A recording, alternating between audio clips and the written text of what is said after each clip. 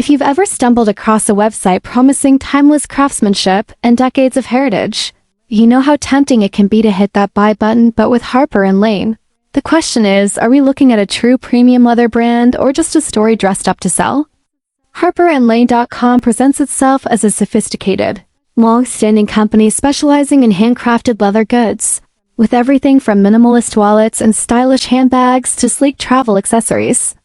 They proudly claim they've been operating since 1975, painting the picture of a trusted heritage brand. But when we dug into the details, we found the domain was only registered in 2025, which is a pretty big red flag if they've supposedly been around for 50 years. Going deeper, several of their product photos appear to be reused from completely unrelated websites, which raises questions about whether these items are even their original creations. For a brand claiming such a long history, it's also strange that they have zero active social media presence, no Instagram, Facebook, or even LinkedIn activity, which is almost unheard of for any modern retailer.